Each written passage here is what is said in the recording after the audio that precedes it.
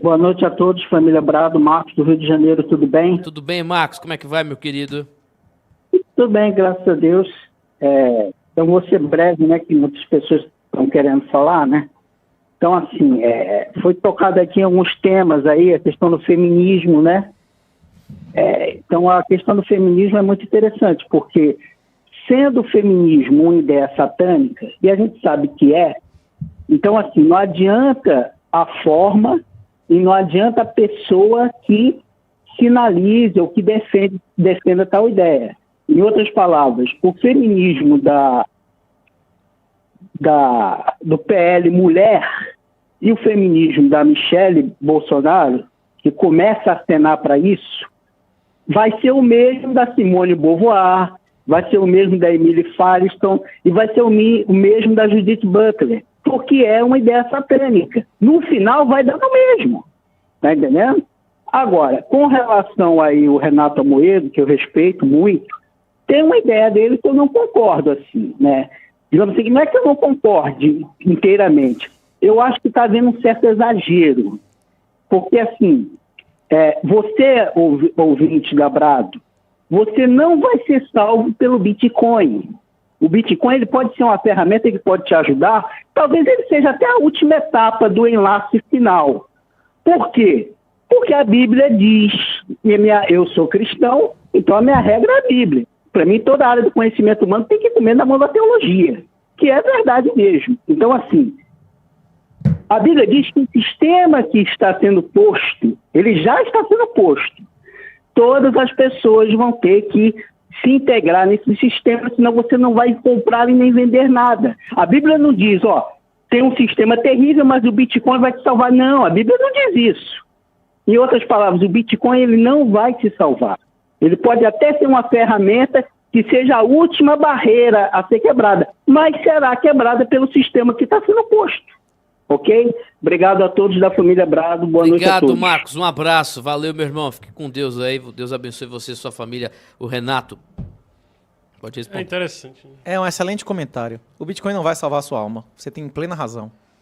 O Bitcoin vai salvar os seus fundos, o suor do seu trabalho, de ser roubado pelos vagabundos, de ser diluído, de ser expropriado, de acontecer como a dona das Pernambucanas, que estava em coma, e a justiça reconheceu o filho da empregada como filho afetivo dela, e a empregada como amante dela, e foram os únicos herdeiros e ficaram com todo o dinheiro, não é isso?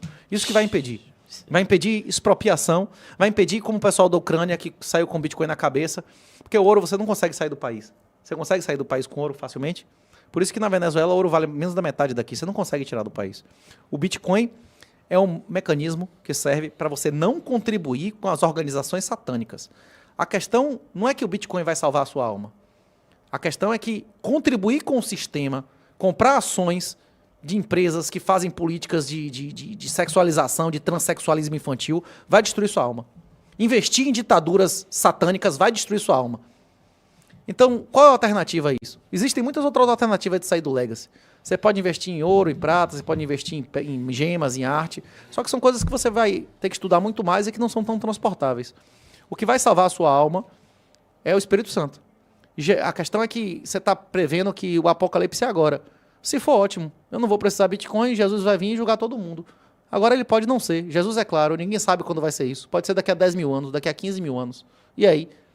Você vai dizer para seus netos que você não utilizou a ferramenta que você podia para deixar eles blindados da dominação satânica e da escravidão absoluta como ninguém nunca foi, porque você achava que o apocalipse ia ser agora?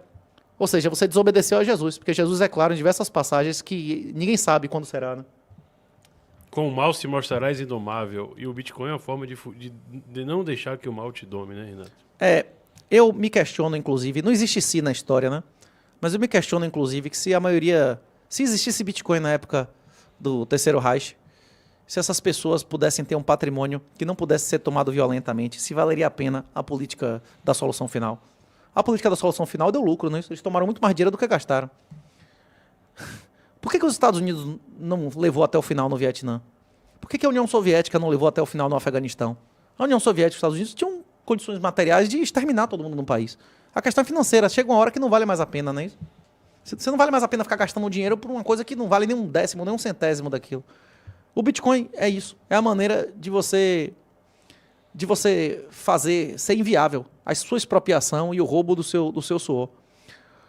A coisa mais maligna que existe nesse mundo hoje é a atuação de políticos e a atuação de estados em conluio com as atividades criminosas, porque só existe o domínio do crime porque essas instituições estão dominadas por pessoas que são coniventes com o crime. E essas pessoas só têm o poder que têm porque tem pessoas que as financiam. Na hora que você compreende isso, você vai compreender que você não pode estar servindo a Deus servindo essas pessoas. Você não pode servir a Deus e a mamona. Você não tem como estar investindo em uma empresa que apoia transexualismo infantil e ao mesmo tempo se dizer cristão. Você não pode dizer que é cristão comunista. Você vai ser um cristão que contradiz Jesus na parábola dos trabalhadores das vinhas. É isso. Isso é um processo. Cada pessoa vai compreender isso há um tempo.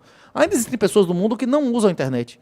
Tem pessoas no mundo que não usam energia elétrica. Tem gente que acha que a energia elétrica é satânico.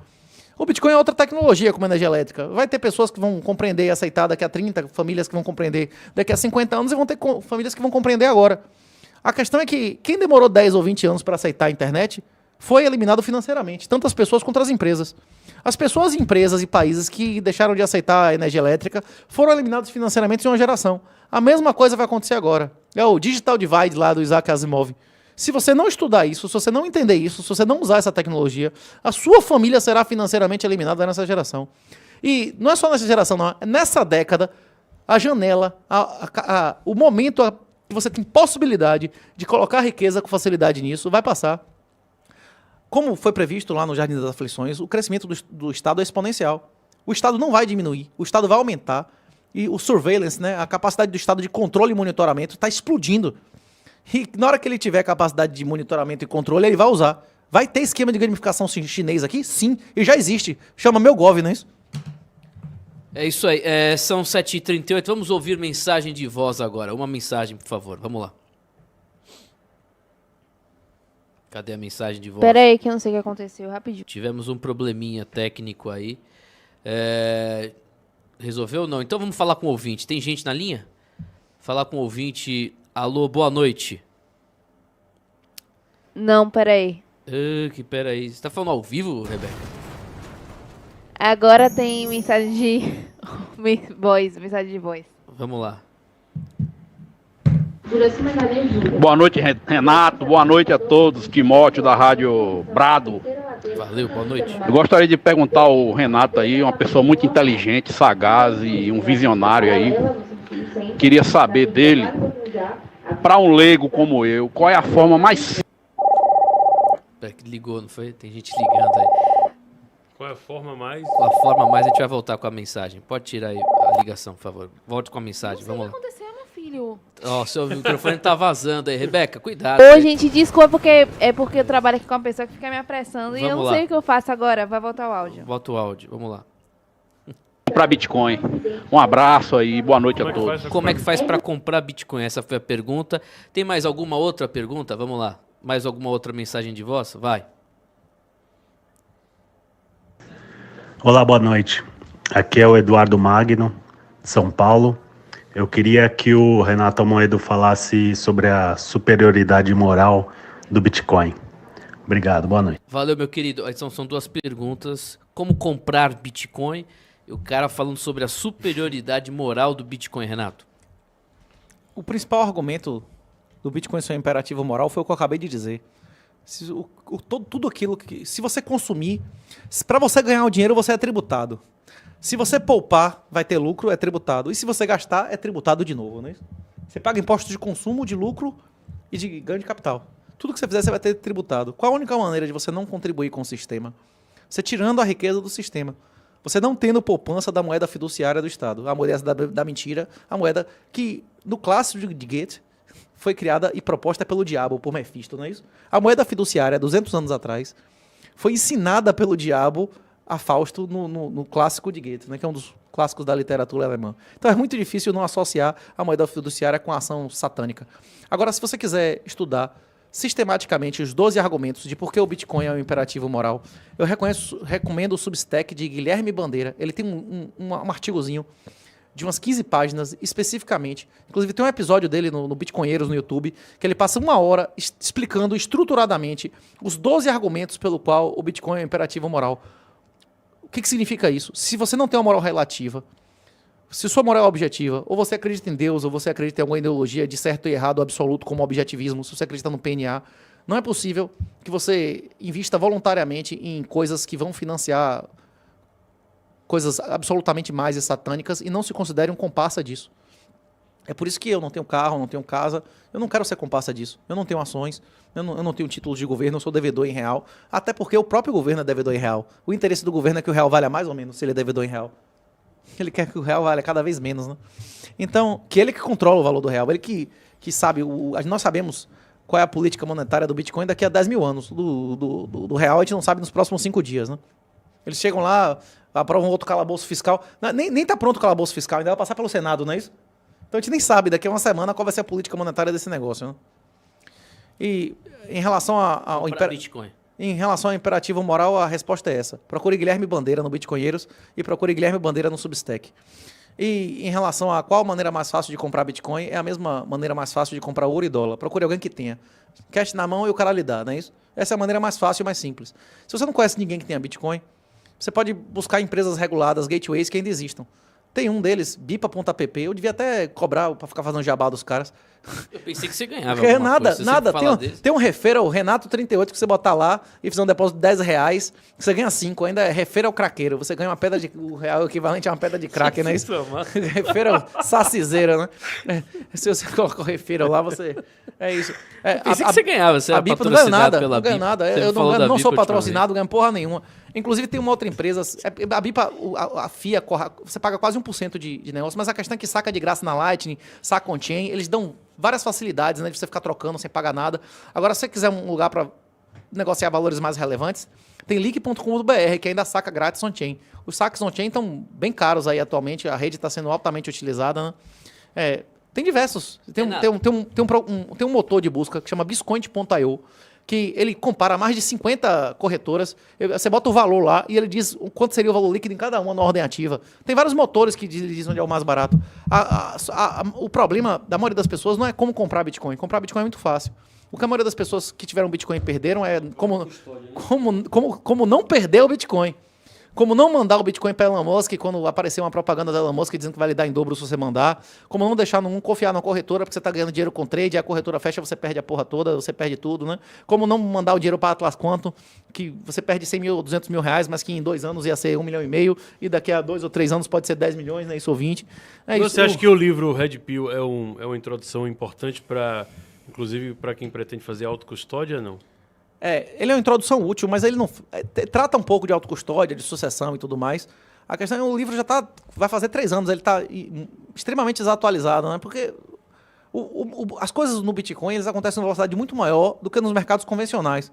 Os mercados convencionais ficam abertos 8 horas, né? Se você contar pré e pós-mercado durante os dias úteis, e o Bitcoin fica aberto 24 horas por dia, 7 dias na semana. 3, 4 anos no Bitcoin é como se fosse 10, 15. As velocidades de transação vão mudando, né? Sempre, né? Não, velocidade de inovações e tal. Agora, deixa eu fazer uma pergunta. Muita gente não entende. Porque às vezes o assunto fica muito avançado. O Renato vai em um podcast, o cara já tem uma noção. E às vezes a gente fala com um público aqui que não sabe absolutamente nada de Bitcoin. Por exemplo, o cara vende uma casa. Aí vai perguntar aqui o que eu devo fazer, eu tenho certeza que você vai responder. Vai compra de Bitcoin. Como é que faz para a pessoa fazer pequenas transações? Porque no Brasil o cara precisa comprar outra gasolina no carro dele, se ele tiver o carro, e precisa comprar uma comida, ele não consegue pagar em Bitcoin. Queria que você sintetizasse isso, Renato, para a pessoa entender. Você utiliza, deixa um Bitcoin na conta, transfere para real, utiliza, deixa um montante, o maior... o maior bloco de Bitcoin, o resto você coloca uma menor quantia em real para fazer essas pequenas transações. Queria que você explicasse isso. Há diversos serviços de cartões pré-pagos que você coloca Bitcoin e fica utilizando um cartão com um cartão de débito. Beleza? Há diversos serviços disso, tanto no Brasil quanto no exterior. Só que isso tem um custo.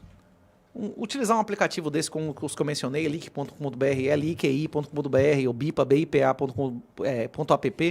esses aplicativos eles facilitam você transformar Bitcoin em real e transformar real em Bitcoin. Você saca grátis, eu não sei se tem um limite de R$1, R$2. Acho que centavos não saca, não. Mas eu acho que a partir de R$1, R$2, você saca de graça para sua conta. E a partir de R$1, você pode sacar para lá e comprar Bitcoin. Isso é um passo inicial. A questão é que, para fazer isso, é necessário um esforço relativo. Agora, o esforço maior não é você saber utilizar um aplicativo, um cartão pré-pago, é você saber onde colocar. O grande problema não é o dinheiro, a riqueza que você vai usar no giro de uma semana, um mês, 2, 3 meses. É o que você vai fazer com o dinheiro de intergeracional.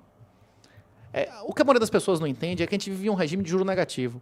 A verdadeira inflação, como é muito claro nas 6 lições de Ludwig von Mises, que você lê em menos de 2 horas, só tem uma citação, que se você não entender a citação da rebelião das massas, não tem problema nenhum, Ortega y Gasset.